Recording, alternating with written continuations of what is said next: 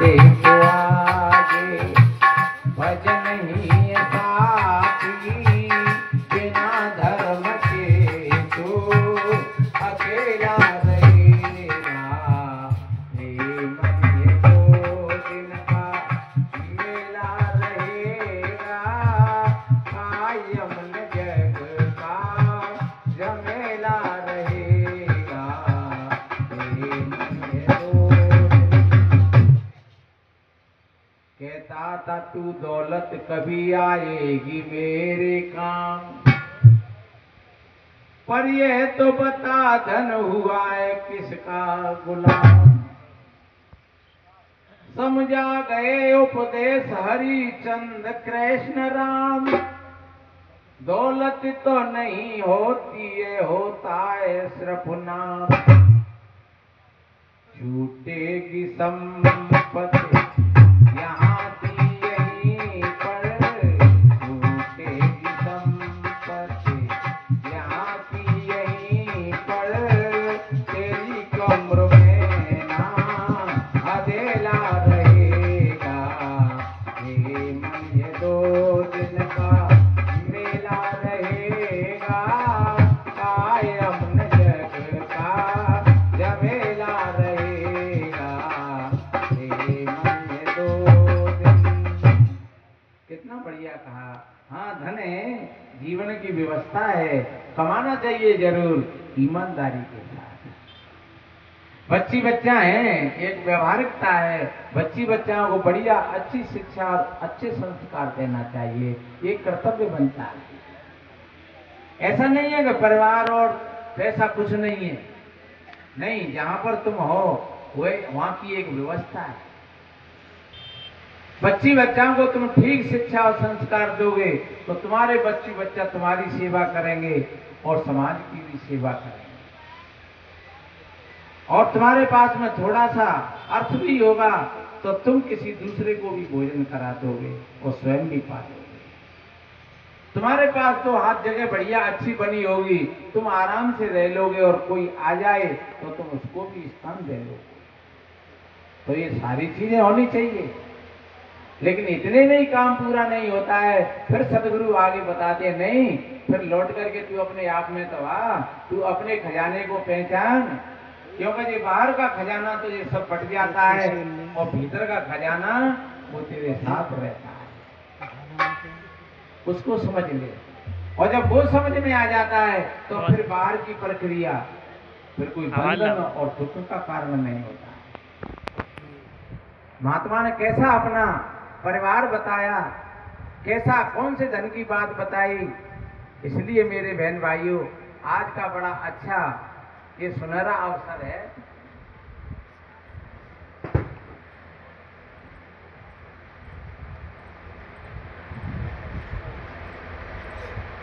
तो संत तो जगाते हैं, ये केवल जगने की बात है, किसी के नाम लेने की बात नहीं है कि आप किसी का नाम लो। नहीं, नाम ले रहे हो तो ठीक है, कोई राधे राधे कह रहे हैं तो ठीक है अपने संप्रदाय के हिसाब से, कोई राम राम कह रहे हैं तो ठीक है भैया कह लो, कोई गुरु गुरु कह रहे हैं तो कह लो, लेकिन वास्तव में यहीं पर मत रुक जाओ भाई, यहाँ से तो आगे और बहुत कुछ है। अगर यहाँ पर रुक गए तो आपने अपनी यात्रा को रोक दिया, आपकी यात्रा ठप हो गई। आपको अपने केंद्र तक पहुंचना है, अपने लक्ष्य तक पहुंचना है, तो बस ये तो केवल एक आधार बताए हैं कि आप थोड़ा सा 2 मिनट के लिए कह लो राधे राधे कह लो, या कृष्ण कृष्ण कह लो, राम राम कह लो, या गुरु गुरु कह लो, लेकिन मुख्यतः बात, और एक सदगुरु कबीर साहब जी ने एक साखी में कहा है, साखी आंखी ज्ञान की समझते कि मन माए, और बिन साखी संसार का झगड़ा छूटत।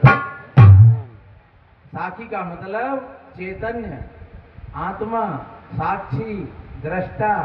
तो तुम साक्षी हो, तुम चैतन्य हो, तुम दृष्टा हो।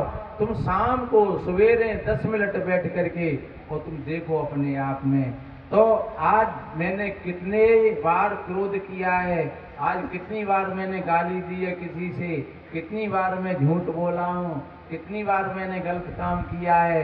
तो आप इस तरीका से अपने भीतर में अपनी फाइल को खुरे दोगे तो एक एक पन्ना फिर तुम्हारे सामने आ जाएगा, सुबह और शाम तक। और फिर वो निर्णय आएगा आपके भीतर से, आज इतना मैंने अच्छा किया है और इतना आज मैंने गलत किया है, तो कल में और ठीक अच्छा, कल में और सावधानी के साथ अपना जीवन जिए।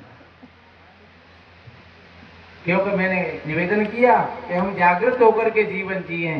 जागृत होकर के बहुत कम लोग जीवन जी पाते हैं, बेहोशी का जीवन है। बताते हैं एक भैया शाम के 5 बजे रहे, देवी जी ने कही होगी बाजार में चले जाओ, मैं सवरी भवजी ले आई। तो बाजार को गए, रास्ता में मिले को ठेका, मैंने सोची लाओ पहले ना मौसम बना ले तो देख लें सवरी भवजी। तो ठेका बैठ गए, 1 पौवा ले लो, 2 पौवा ले ले, खेच ले। अब तो सवरी भवजी तो भूल वाले गए, चलो देखेंगे ला एक और दे दे, एक और ले ले। और जा रहे चले जा रहे, घूमते भाई घूमते भाई घूमते भाई,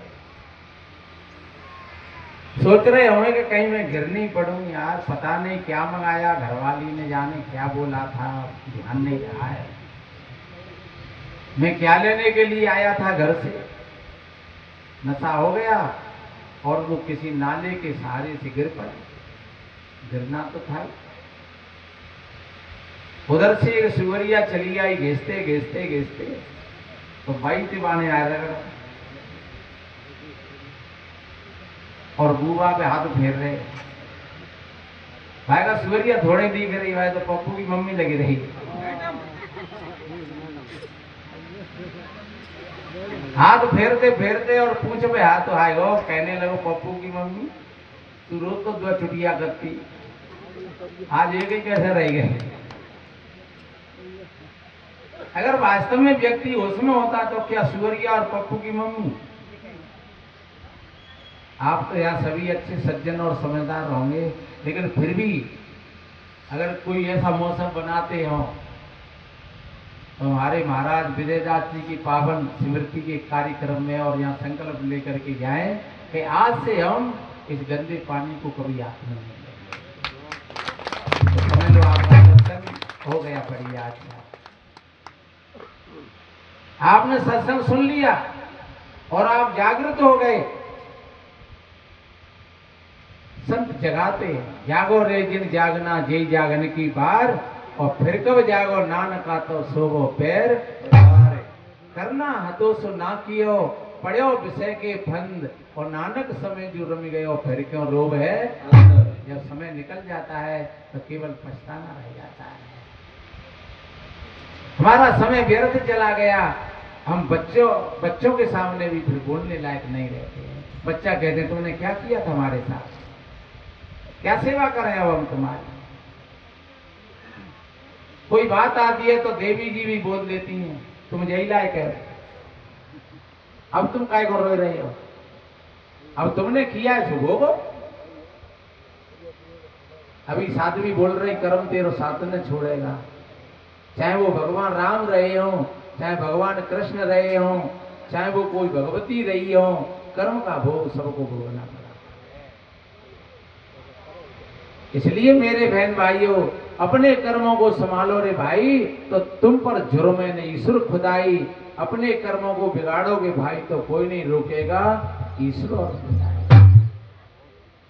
तो आप जागरूक होकर के जीवन जियो। शाम को बैठ करके देखो, सवेरे बैठ करके देखो। ये मन का मैल किसी मंदिर में पूजा करने से नहीं धुलेगा।